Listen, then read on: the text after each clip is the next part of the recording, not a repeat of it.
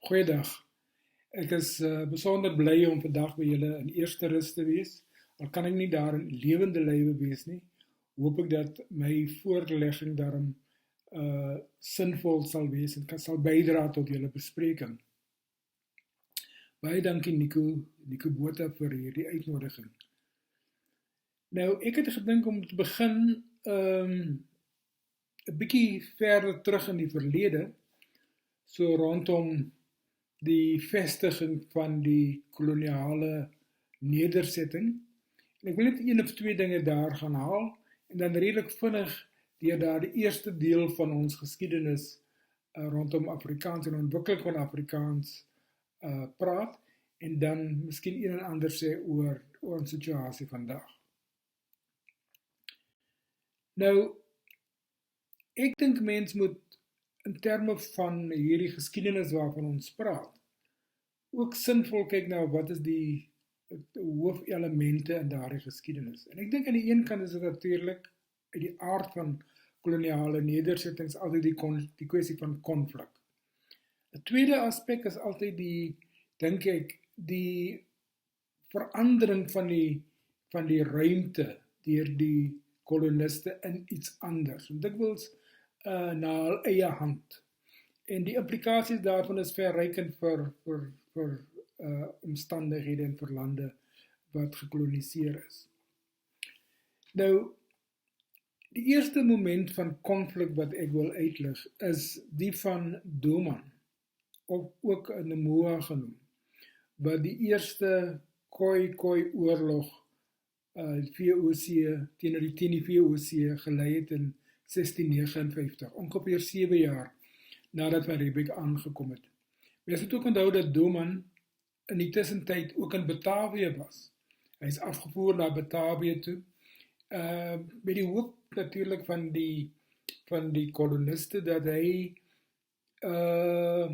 ook hulle na die hand sal wees, dat hy 'n leier, plaaslike leier sal wees wat hulle ter wille sal wees. Wat echt toe nou nie die geval was nie. Maar in elk geval, Doman hy was ook 'n tolk, soos Krotoa gewees, en hy en Krotoa het nogal onder ons iets met mekaar gehad. Maar die punt is, Doman kon Hollands praat, en natuurlijk as 'n tolk nie noodwendig altyd 100% vlot nie, maar in daardie gebroke, en hy kon hom verstaanbaar maak in Hollands. So hierdie is letterlik die eerste moment van konflik waar iemand wat uiteindelik Kaaps-Hollandse word en later uiteindelik Afrikaanse word, met die koloniste praat. En hier is 'n inskrywing van Jan van Riebeeck, en Doman sê die volgende, ek haal dit nou in moderne Afrikaans aan. Hy sê, julle, die Hollanders, julle kom reg in die binneland en kies die beste grond vir julle self, sonder om eers te vra of ons omgee en of dit vir ons enige ongerief sal veroorsaak. Wat jou bewering betref dat die grond nie groot genoeg is vir ons albei nie, wie moet eerder in geregtigheid pad gee? Die regmatige eienaar of die buitelandse indringer? Nou hierdie is natuurlijk, julle herken daar in 'n aspek van ons Suid-Afrikaanse omgewing wat tot vandag toe nog lewendig is. In 1686 is daar 'n man met die naam van Willem Terreine wat die Kaap besoek, en hy skryf dan 'n verslag daaroor, hoofsaaklik in Latyn, en dan is daar, as die mens na die Latynse teks kyk, is daar skielik hierdie stuk gebroke Hollands tussenin, en dit is daar met die geel blokkie omkring. Daar staan, dat is dood. Wat maak hom? Duitsman altyd kolom, ek Hottentots dood maak hom. Maar is hy dood? Ek strak na onze grote kapitein toe. Die my man, my zoon witte Boeba Geme. Wat hy sê daar is, kom, wat doen jy? Die Hollanders sê altyd, ek maak Hottentot dood. Wel, die dood Wanneer ek dood, gaan ek reguit na ons groot kaptein toe, en hy sal my wit osse gee. Nou hier het ons duidelik uitspraak van verzet en uitdaging, in hierdie geval van 'n Khoi man, wat uitgedaag word in een of ander streweling of geveg, en Willem Terreine skryf dit op. So ons sien hier, reg aan die begin, twee elemente van konflik, twee situasies van konflik, wat hierdie element opneem, wat dan deurlopend ook in die verhouding tussen die koloniste en hulle omgewing, en die omgewing waarin hulle vestig, na vore sou kom. Belangrik daar, is dat hierdie ook in die taal wat daar gepraat word, is die taal van die mense, die Khoi mense, in hierdie geval, wat dan weerstandig is, wat in opstand is. En dit is 'n belangrike punt om te onthou. So af die Kaapse Holland wat ons uiteindelik sal ken, is ook gebore in hierdie element van konflik, met hierdie element van konflik. Nou, koloniale samelewings per definisie, soos ek nou net gesê het, is samelewings van konflik. Dit kan nie anders nie. En dan is die vraag, hoe verander daardie koloniale opset met tyd? Natuurlik is daar die soort van ekonomie, wat onderliggend aan so 'n samelewing is, en in hierdie geval, in die Kaapse geval, het ons die samelewing wat uiteindelik berus op slawerny, en hoe dit uiteindelik dan verander in settelaar kapitalisme, en die gevolg uiteindelik dat ons dan 'n vorm van kapitalisme later sou kry. Maar die belangrike punt hier is die omgewing verander. Die omgewing verander in terme van die gronduitbreiding byvoorbeeld, en dan al die algemene opsig, die van koloniale oorheersing, die wette wat verander, die instellings wat verander, kultuur wat verander. Al hierdie dinge is dan uiteindelik fundamenteel van belang. En as ek nou gesê het, konflik is belangrik, dan het iemand soos Patrick Mallet byvoorbeeld geskryf dat daar 19 oorloë was tussen 1659 en 1879, ongeveer daardie periode van nagenoeg amper 200 jaar.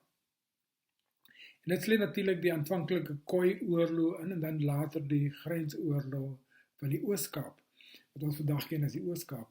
So, die belangrike punt is dat daar die koloniale oorheersing verander die omgewing in baie opsigte, onder meer ook kultuur. Nou, Madimbe in The Invention of Africa praat van 3 sfere van verandering. Aan die een kant praat hy van die dominasie, die oorheersing van die fisiese ruimte. In die tweede plek sê hy, daar is die verandering in die ingesteldheid en die denke van die inboorlinge, en dan in die derde plek die integrasie van die plaaslike ekonomie in die ekonomie van die koloniale moondheid, die westerse moondheid in hierdie geval. Nou, dit noem my breedweg die colonizing structure, die gekoloniseerde struktuur, wat het die menslike fisiese ruimte, die menslike geestelike aspekte natuurlik alles ondervang. En dit is belangrik dat die mens dit onthou reg aan die begin van hierdie praatjie, want dit is hierdie aspekte wat keer op keer ook terugkeer in terme van taal, en hoe taal dan uiteindelik verander. Nou, as ons praat van die invoer van mense wat slaafgemaakte mense wat tot slaaf gemaak is dit nie 'n onbekende geskiedenis. Die meeste van u ken hierdie geskiedenis natuurlik, né? Dit is 'n treurige deel van ons geskiedenis, maar ek dink ook 'n noodsaaklike deel van ons geskiedenis, omdat dit kultureel en fundamenteel bygedra het tot verandering in ons samelewing. Een van die eerste slaaf was 'n man met die naam van Abraham van Batavia. So hy daarvan, wat ons vandag ken as Indonesië gekom. Nou, die slawe wat na die land toe gebring is, het 'n belangrike aspek bygevoeg. Dit het die diversiteit van die land en van die kolonie, en spesiaal in die Kaap, grootliks verander en grootliks beïnvloed. Nou, in die Kaapkolonie was daar teen 150 jaar na die nedersetting begin is, was daar net so onder 80.000 mense in die kolonie gewees. So in wat ons vandag ken as Kaap, en miskien 'n bietjie verder wat ons ken as die Boland en so meer. Ongeveer 80.000 mense. En hulle het van letterlik reg oor dele van Asië gekom, naamlik Suidoos-Asië, in die geval Indonesië, en wat ons vandag ken as Indië, en dan ook 'n groot deel van daardie mense uit Madagaskar en Afrika. En jy kan letterlik, dit is elke keer amper 'n kwart van elkeen van daardie streke wat 'n bydrae gemaak het tot hierdie diversiteit aan die Kaap. Nou daardie diversiteit is dink ek 'n belangrike volgende faktor wat ons in gedagte moet hê. Ons het nou konflik aan die een kant en dan het ons diversiteit. En dan hierdie verandering van die koloniale omgewing wat plaasvind.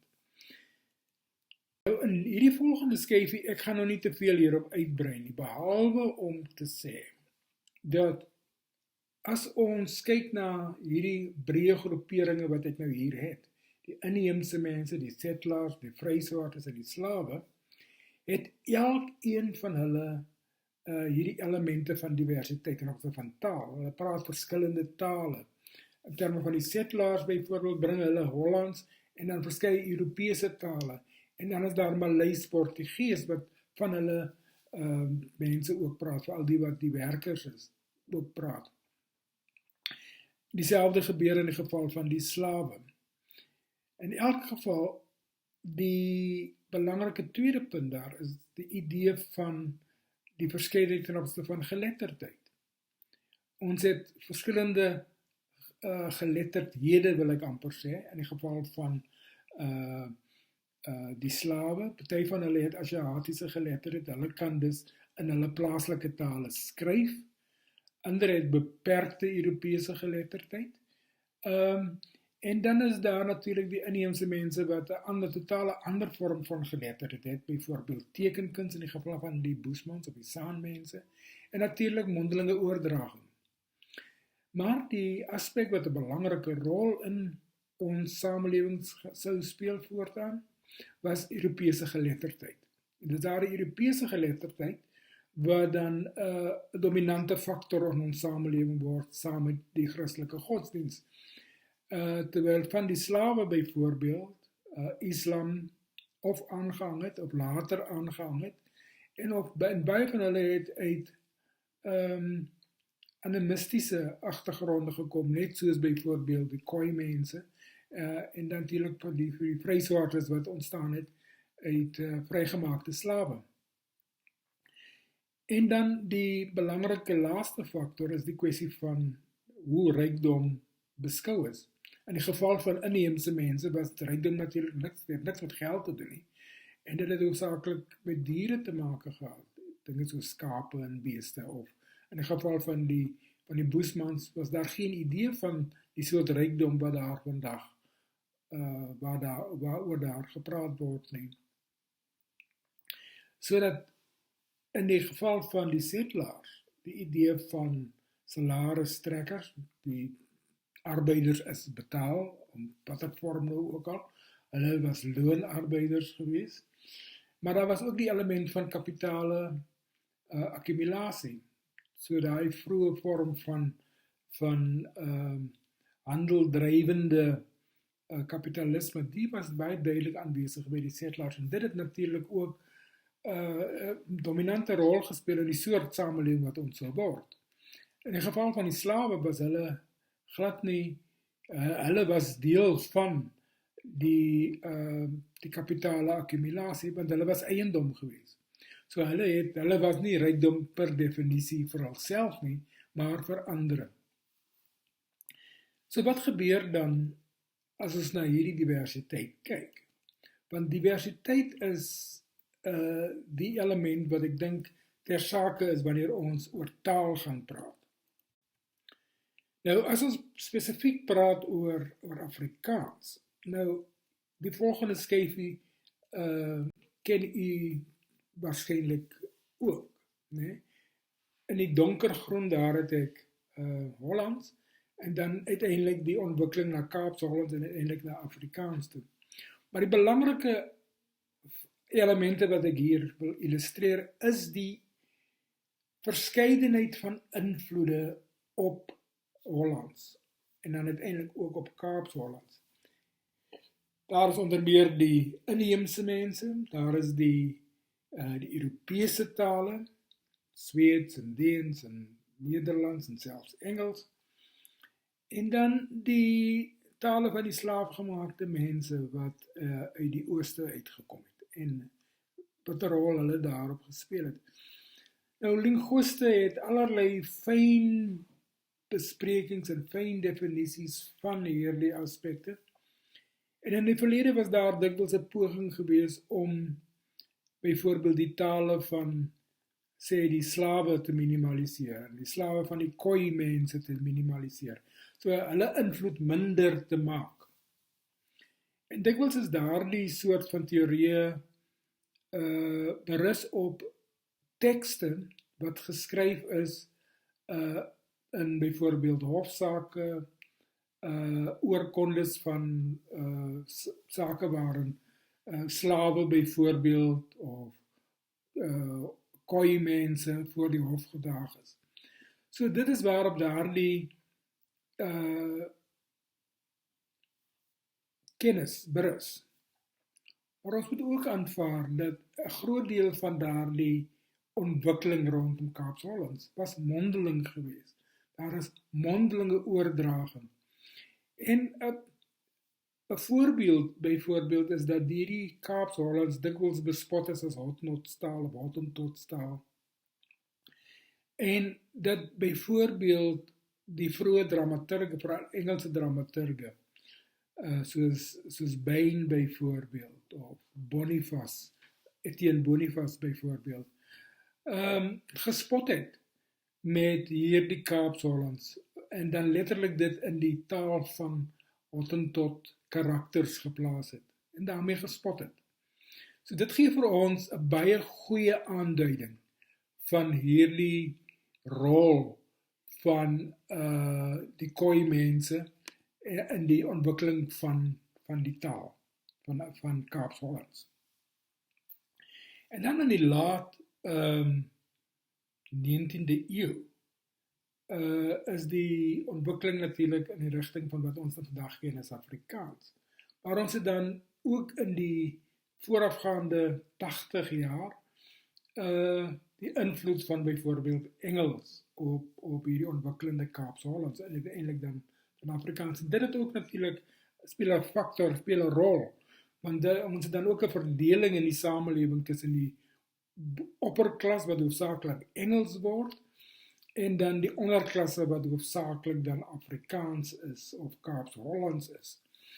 En daardie onderskeid is belangrik om te onthou, sodat jy in die Kaap 'n verdeling kry tussen die rykes, die mense van invloed, die regters de Villiers byvoorbeeld, wat hoofsaaklik dan Engels is, Engels sprekend word, en die taal van aspirasie word dan Engels, terwyl Kaaps-Hollands dan 'n mindere plek begin vul, maar ook nog 'n belangrike lingua franca is, want nie almal in die Kaap praat Engels nie almal in die Kaap toegang tot onderwys nie, en nie almal, en die aard van daai samelewing is eintlik prakties, in terme van die struktuur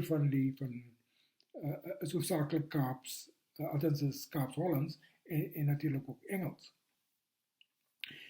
En die implikasies daarvan, van hierdie diversiteit en hierdie spanning wat jy het, sien ons in die volgende skyfie.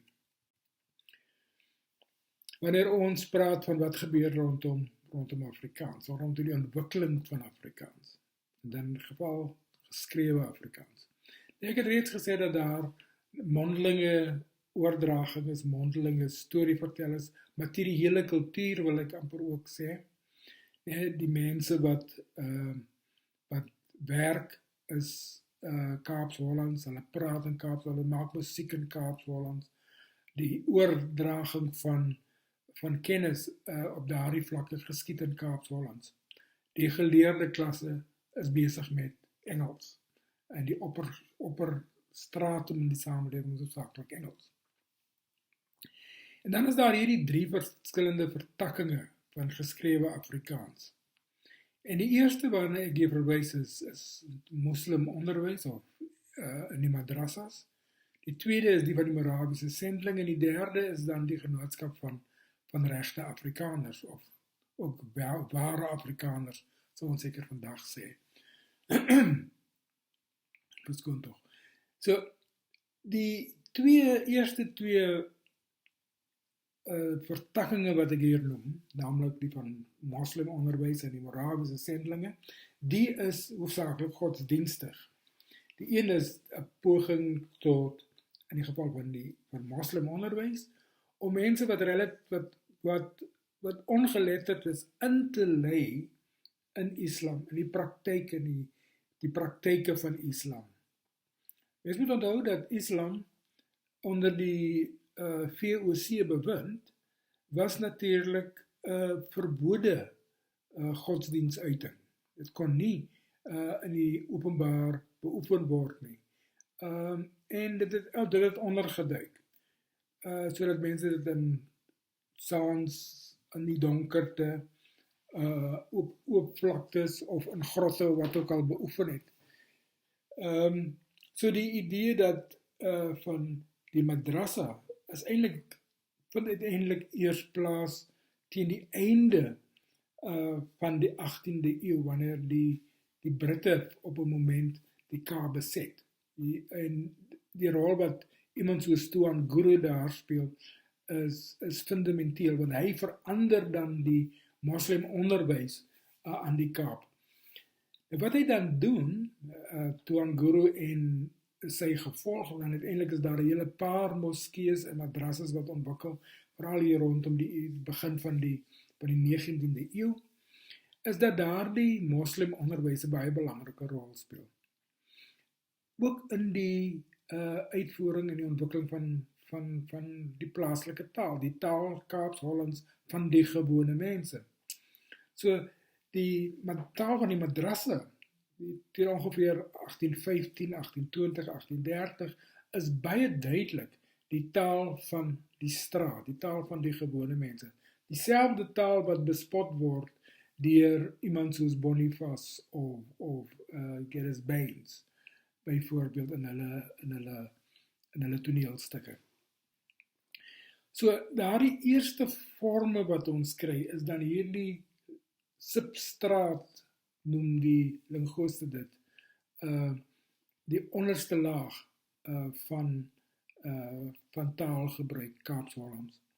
En ongeveer teen 1860, 1869, tussen daai periode, het ons die eerste aanduidings van geskrewe tekste wat gepubliseer is in die buiteland.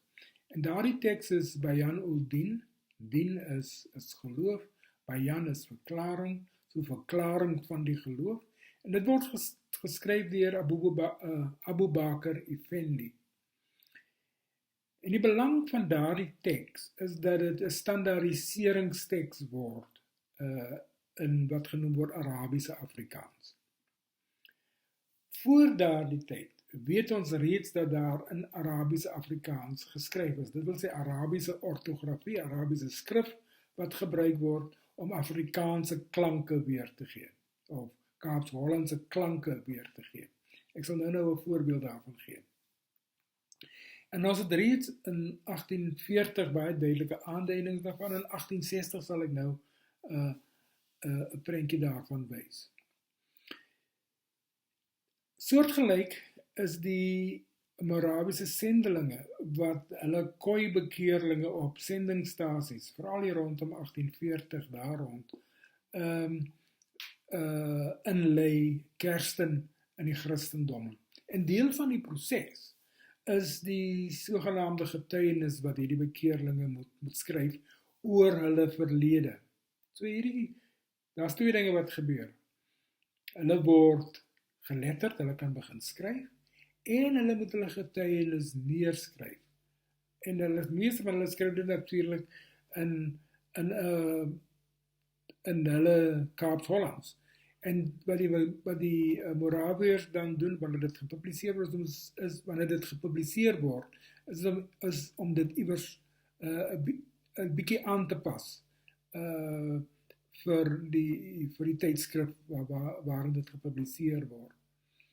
So daar is 'n bietjie van redigering wat plaasvind in hierdie geval. En dan in die derde stroming, die derde vertakking waarvan ek sou praat, is die van die Genootskap van Regte Afrikaners van 1875. So dis regtig amper 50 jaar later, waar ons nou geskrewe vorm van Afrikaans kry, wat hoofsaaklik deur die wit sprekers van Kaaps-Hollands tot taal verklaar word. Terwyl iemand soos Abubakar Effendi dit al reeds in die jare 60 gedoen het, en die ander imams, plaaslike imams, dit reeds in die jare 30 en 40 gedoen het.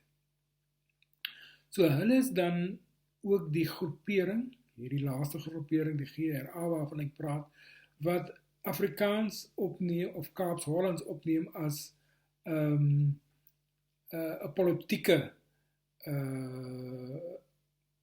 element. Jy kry hier 'n duidelike aanduiding dat die taal meer as net taal is. Dit gaan ook in verset teen die Engelse oorheersing.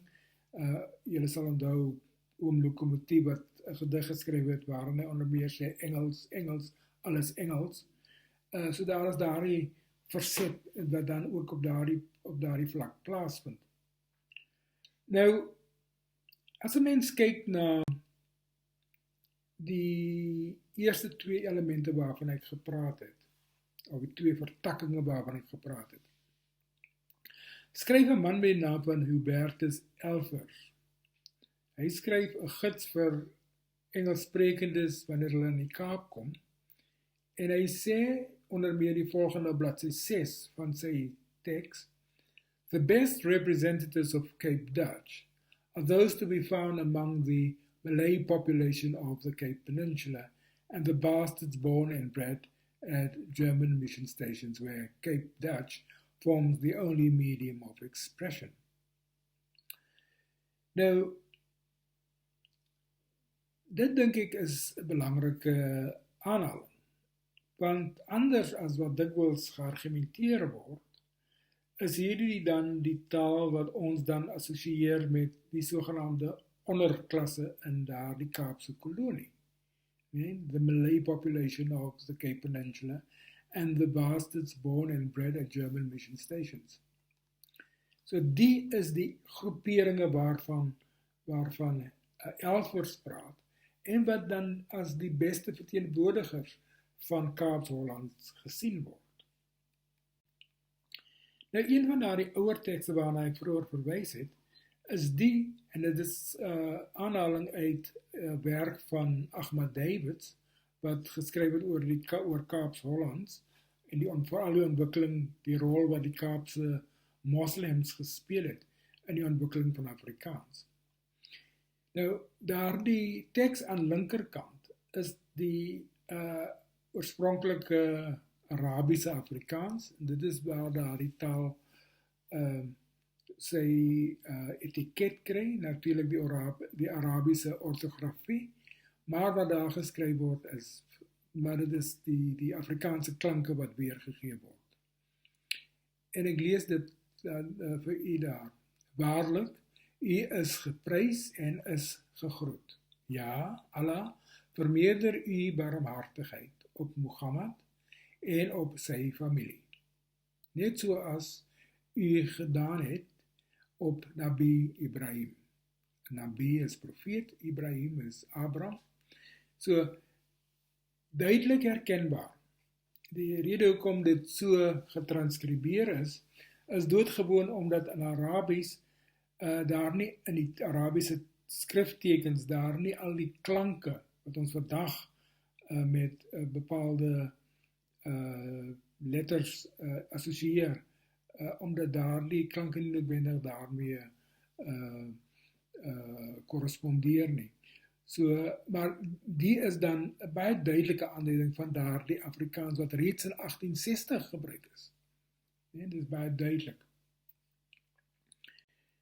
Nou, as ons na 'n ander ou teks kyk, die van die Afrikaanse Patriot in 1875, en ek haal die eerste paragraaf van die heel eerste Patriot aan. Dit staan die volgende: een Afrikaanse koerant. Wie het dit gedroom? Een koerant in ons eie taal.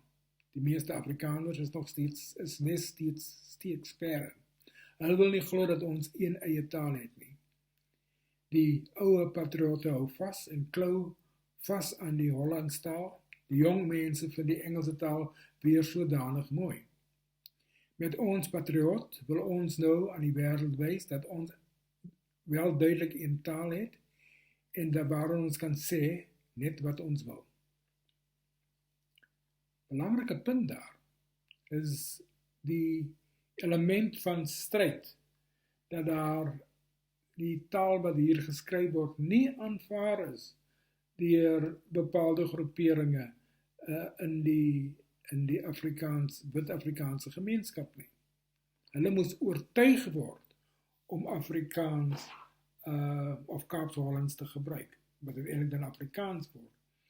En natuurlik wat gebeur rondom die begin van die 20ste eeu is die Anglo-Boereoorlog.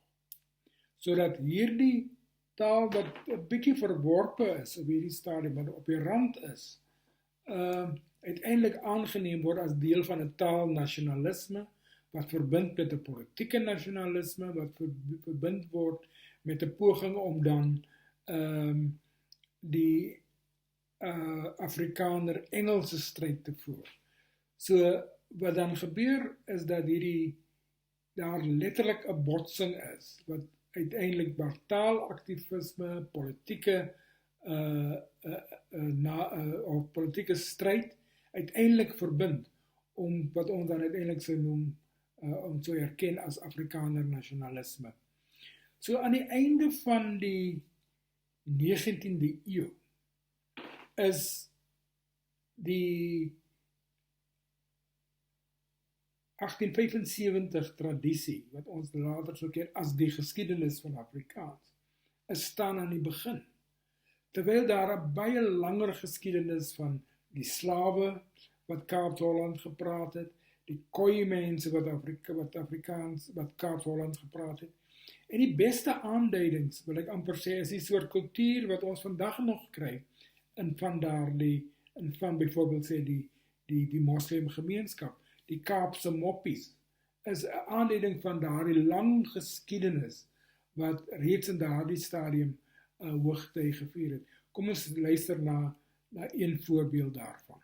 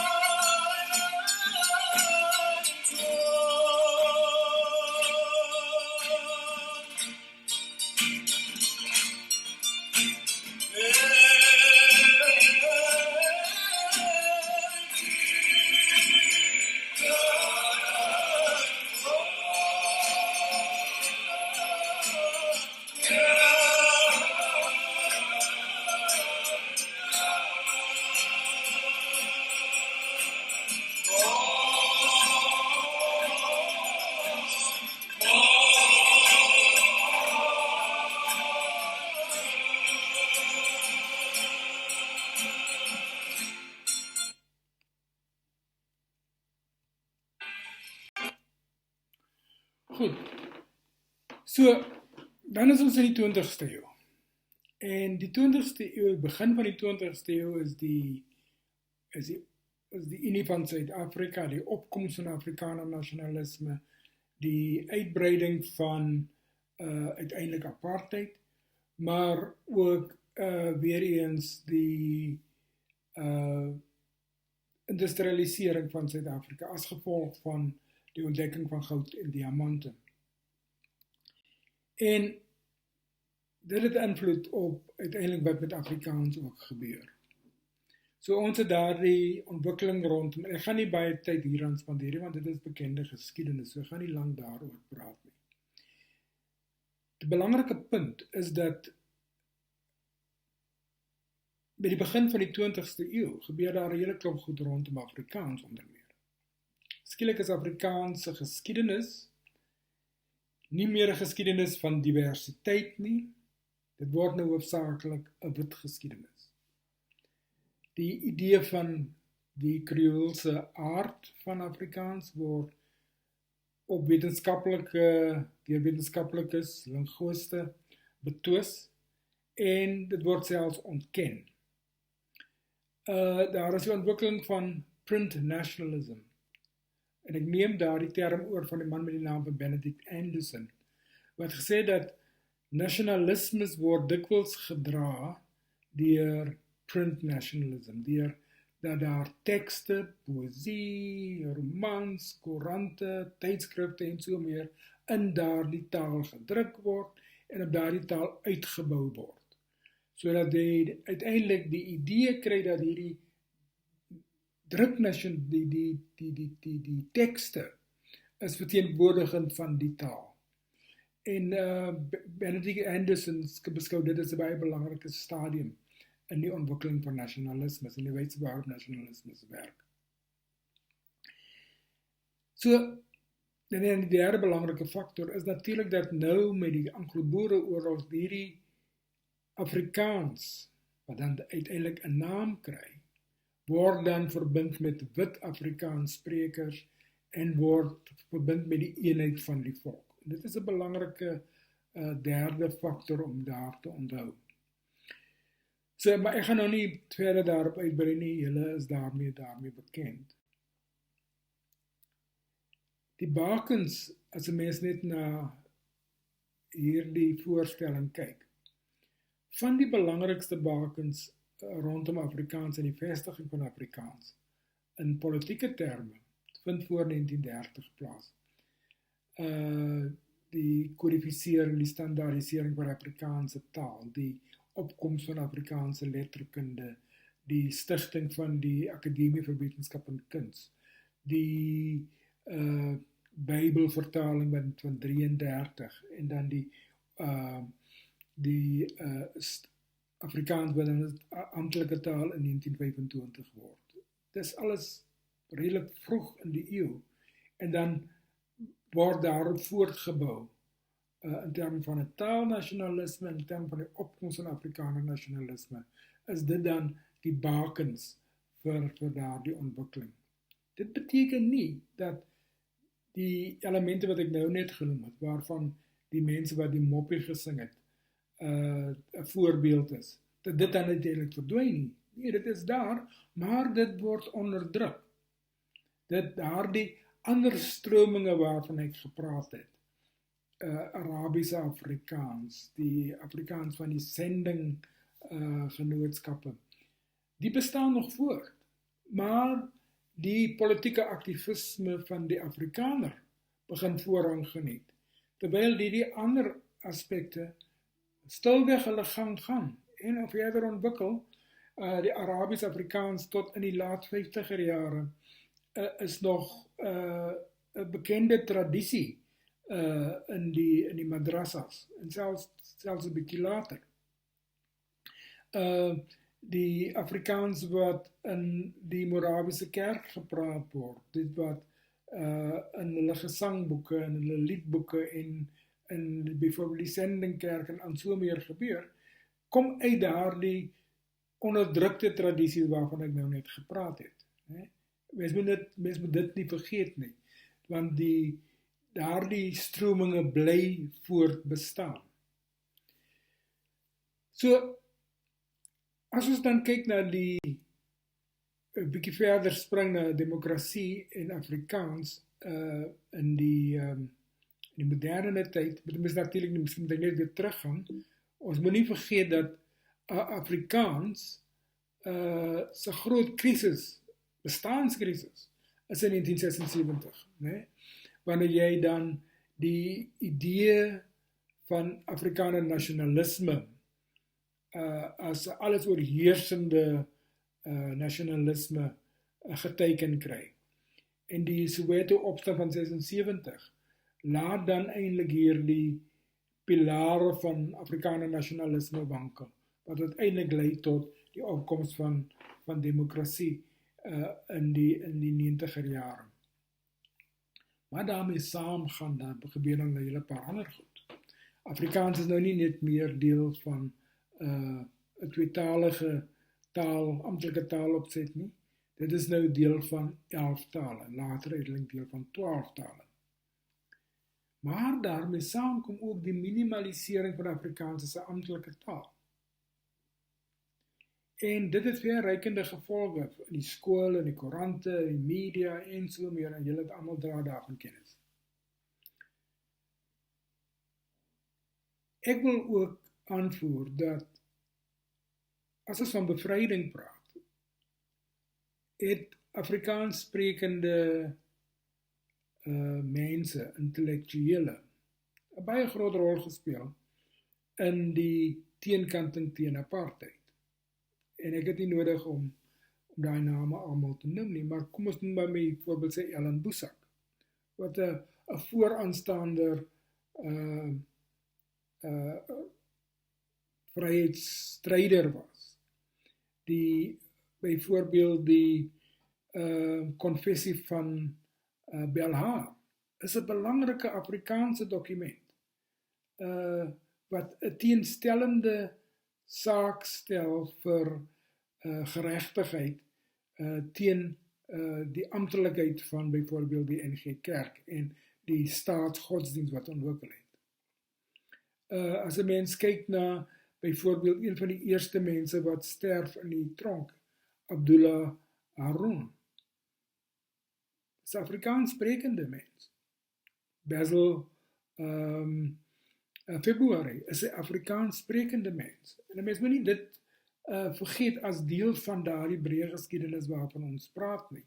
So die idee van verzet en teenstand is iets wat mens regdeur moet deurtrek na daardie onderstroom wat onderdruk is, daardie mense wat na vore kom in stryd en in Afrikaans dan natuurlik ook. So hulle sou uiteindelik natuurlik ander tale uiteindelik ander later praat of vir Engels of so meer, maar dit neem nie weg dat hulle rol ook as Afrikaans sprekendes gehuldig moet word nie. So dit is dus nie verrassend dat teen die 80er jare daar die ontstaan van Afrikaanse swart teenbewegings is nie. Byvoorbeeld, neem nou byvoorbeeld sê iets soos Kusatu. As 'n mens in die Weskaap was baie van daardie Kusatu liedjies gesing in Afrikaans. Klim op die wa, klim op die wa, klim op Kusatu se wa, kan ek nou aan dink. of dink byvoorbeeld aan die swart skrywers symposium van die jare 80, of dink aan die alternatiewe Afrikaanse bewegings van die Kaapse onderwys, die KPO, Kaapse Provinsiale Onderwysunie, waar mense soos Franklin Sonn en Randall van der Heever geagiteer het vir 'n alternatiewe beskouing op Afrikaans. So daar is dus hierdie, wat ek breedweg wil noem, swart Afrikaanse teenbewegings, wat juis uit hierdie onderdrukte tradisies na vore kom. So mense moet dit duidelik in ag neem, en dit is dan in teenstand tot die dominante Afrikaanse posisie in die taal van, wat in 76 die taal van die verdrukker genoem is, language of the oppressor genoem is. So daar was dit duidelik hierdie teenstand. En ek maak altyd die voorbeeld van 1976 is 'n studenteopstande, waarvan Nico Botha ook 'n formidabele leier was, wat in Afrikaans hulle teenstand teen apartheid gewys het. En dit is 'n belangrike punt om te doen, om te noem. Sodat daardie Afrikaans as taal van bevryding is nie net 'n ding wat nou gebeur nie, maar daar is 'n lang tradisie van vryheidssoekende mense rondom Afrikaans. En verskillende soort vryhede wat gesoek word rondom Afrikaans. Aan die een kant het jy natuurlik die Afrikaner nasionalistiese soeke na vryheid, wat een vorm van vryheid is.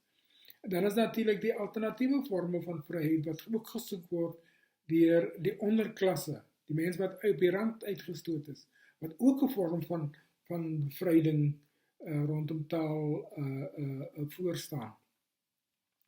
So wat ons dan in die laat 1990s en begin in die 2000s kry, is natuurlik hierdie aktivisme vir en teen Afrikaans. As Julius Malema sy sin kon kry, dan sal daar geen Afrikaans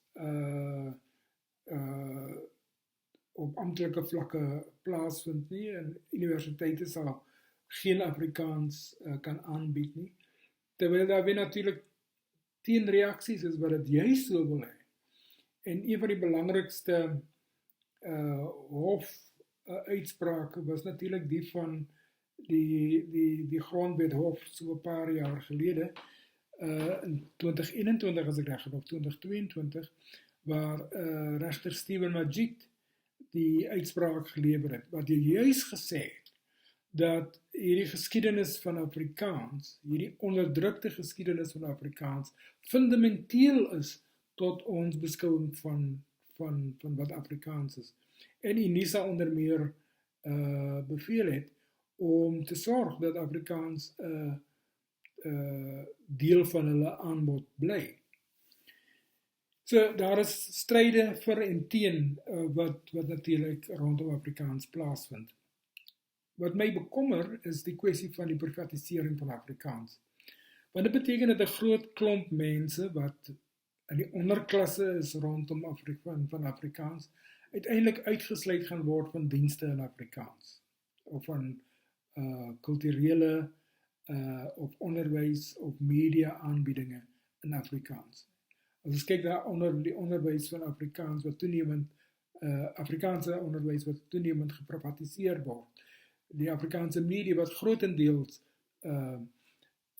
geprivatiseer word, kyk net byvoorbeeld, as jy het kleiner aanbod van Afrikaans op openbare televisie, toeganklike televisie, die kulturele ruimtes wat beperk word, feeste en so meer, wat toenemend kleiner en kleiner en kleiner word vir die algemene Afrikaanssprekende publiek, en dan uiteindelik daarop neerkom dat ons hier die privatisering het van Afrikaans. Dit is 'n wesenlike gevaar vir die toekoms.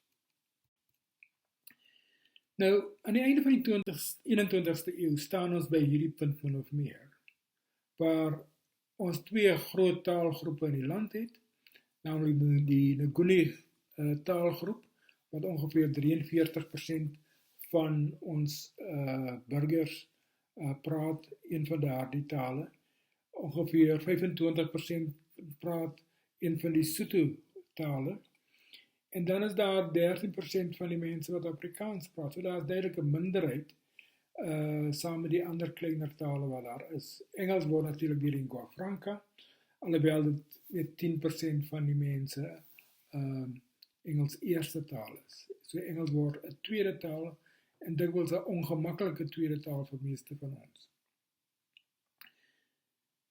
So dit is waar ons aan die begin van die 21ste eeu staan. Hoe dit aan die einde van die 21ste eeu sal wees, sal ek nou nie kan voorspel nie. Ek sal ongelukkig nie teenwoordig wees nie. Maar julle kinders sal teenwoordig wees, of julle kleinkinders sal teenwoordig wees, en hulle sal vir ons kan sê hoe die dinge dan daar sal uitwerk. So, in 1976 het ons die verset teen Afrikaans gehad. Nou, aan die begin van die tweede, derde dekade van die 21ste eeu, het ons weer 'n ander proses wat 'n teenwerkende gevolg het. En ek wil hier 'n insetsel speel van 'n groep met die naam van die Kaap. En hier het ons 'n stukkie aktivisme vir Kaaps, wat hulle noem Afrikaaps. En ek dink dit is een van daardie teenbewegings, swart Afrikaanse teenbeweging waarvan ek vroeër gepraat het.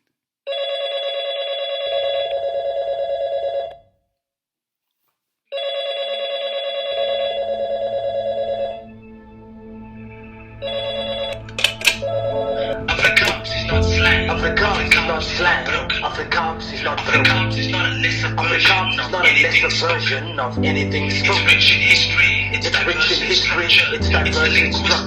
It's the linguistic identity of an entire culture. It apologizes to no one. It stands up to anyone. It's a mix of words, but it's a mix of everyone. It's always evolving. It's always intriguing. It's the heart of a slave whose heart is still beating. You see, I spoke it at home, but not in the classroom. I still speak it at home. Now not in the boardroom. Yet I was raised by Kaaps. I was loved by Kaaps. I felt free in Kaaps. I found me in Kaaps. But I stabbed Kaaps in the back when I became ashamed of Kaaps. So salute to Adam Small, who in his voice stood tall. Salute youngster CPT, globalizing you and me. Brain vrouw, getuig saam met Brain Kombuis, geef die julle players gebouw. Ja, als Galen en Jona is gek. Recht op jou dik, is die voor jou lach. Zeg, wat zijn jij? Is jou Jay. Zijn herrig, is jou herrig. Zijn wit, is jou witty. En hij middag, is jou middag. Zo serieus, soos het is. Minus, soos het lid van moslim of Chris. Onze taal is ook die jou is. Minute, vervoer en saakie. Ik heb geleerd, wat ik hier verstaan nie. Maar het baat nie, ik raak kwaakies. Dat is kwaad raken, speel mosie samen. So whether you're overseas or live in the Cape Flat, support the Springboks or support the All Blacks. Whether you work in an office or work in a factory, travel by train or travel by taxi. Whether you're the bitchy ham or the stirring, whether you make a mile or make a curve, whether you like that fish or smart biryani, whether you live on Sasa or live like a laki, whether you're the bossy cook or have Kladahara, whether you're the blessed cook or have Kletara, whether you live a fool or a sport man you, skipping beat-up Hondas or BMWs, whether you jazz the voucher or roll to Beyonce, from ANC, DA or just vote no way, whether your nickname's Kumpa, Pura, Pang or Langa, or your nickname's Lupa, Tana, Hula or Vanga, whether you fit in by changing your accent to suit your work, or whether you stand out by changing your actions to suit your work. Understand one thing. If it's R.I.P. to God, it's not rest in peace to God. If it's R.I.P. to God, it's rise in power to God. Rise in power to Kaaps.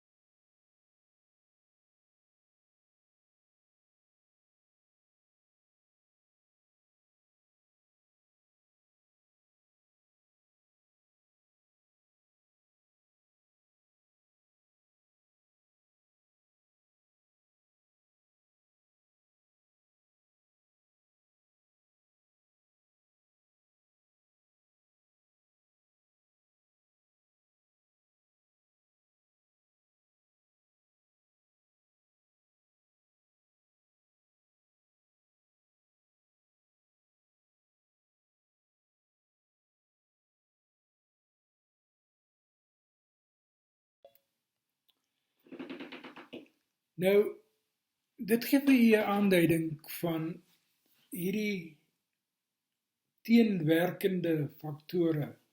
Aan die een kant hierdie tradisie van verzet wat gebeur in Afrikaner nasionalisme teen die Britse imperialisme, die vorming van Afrikaans as 'n deel van hulle taalnasionalisme, die Afrikaanse taalnasionalisme, en dan hierdie onderstrominge wat aanvanklik onderdruk is met die opkoms van Afrikaner nasionalisme, en dan wat nou aan bod kom, waar mense sê maar, ons is besig, ons wil hierdie taal opeis. En dit is betekenisvol dat toenemend die mense wat dit opeis, is mense wat in hierdie geval in die stedelike gebiede is, want hulle praat in hierdie geval van Afrikaans, maar daar is 'n hele aantal ander dialektiese forme wat ook nou na vore kom, die Namakolanders, die mense in die Oos-Kaap, die mense wat praat van die Weskus Afrikaans en so meer. En toenemend is daar aanspraak op hierdie taal. En dit is natuurlik 'n ding wat saamhang met die soort van politieke omgewing wat 'n mens ook kry. 'n Mens moet onthou dat een van daardie stereotype en verkeerde opvattings is dat mense wat uit byvoorbeeld Kreoolse agtergronde kom, nie 'n kultuur het nie. Wat natuurlik nie waar is nie, want dit is hierdie soort aansprake word gemaak om politieke en identiteitskwessies uit te lig en altyd veranderlikes aan te dui. Maar die vorming van Afrikaans, juis in die omgewing van 'n hoë mate van diversiteit en kreolisering, is 'n belangrike faktor, is 'n uiters belangrike faktor. Koloniale samelewings werk met die aspekte van hybridisering en van kreolisering, en dit is fundamenteel tot die ontwikkeling van nasionale identiteite. En in hierdie geval spesifiek, waar ons hier praat van Afrikaans, as 'n taal wat al daardie diversiteite waarvan ek vroeër gepraat het, dra, in sy kern dra. En mens moet dus sê dat wanneer mense van Eersterus byvoorbeeld sê, maar ons taal, die taal wat in Eersterus gepraat word, dra al die kenmerke, nie net van nou nie, maar van daardie lang geskiedenis van wording, waarvan ek nou net probeer aanduidings gegee het. Waar kom mense vandaan, wie is hulle, wat is die stories wat hulle vertel, wat is die geskiedenisse wat hulle vertel. En die geskiedenis van Afrikaans in Eersterus is duidelik ook deel van die geskiedenis van hierdie onderdrukte storie waarvan ek nou net gepraat het. So ten slotte laat ons net luister na weer eens iemand wat praat oor Kaaps, maar daar is 'n paar belangrike dinge wat daar gesê word wat ek wil uitwys ten slotte. Afrikaans for a vernacular spectacular dicey move. If Afrikaans is a guitar, Kaaps is a jazz guitar. That's how the rapper Jits Vinger defines this vernacular. In a time when academic Afrikaans is losing its relevance, Kaaps is experiencing a cultural renaissance. But some members of the older generation still don't like speaking Kaaps during formal situations. Your middle class probably would have spoken more a standardized version of Afrikaans, where your working class people would speak Afrikaans and be vibrant in that language. Of course, today's youth are not kind of shackled with all of those kind of things. Olivia Coetzee translated the Bible into Afrikaans and recently published the first crime novel in this dialect. She intends on completing her doctorate in Kaaps about Kaaps. Die rede hoekom ek sê Afrikaans is deel van Kaaps, daarom kom Afrikaans. Dit kom van Kaaps af. Dit kom van onze voormense af. Dit kom van die Khoi af en al die mense wat die taal gecreëerd het aan die begin. We were speaking about if it's just for one race and for the brown-skinned people, and we find that it's not. People, whether you're brown or white or black, if that is the language that needs to be communicated in, that is the language that people will speak. And judging by this performance, some millennials have certainly embraced the authenticity of their home language. Nadine Theron, Stellenbosch.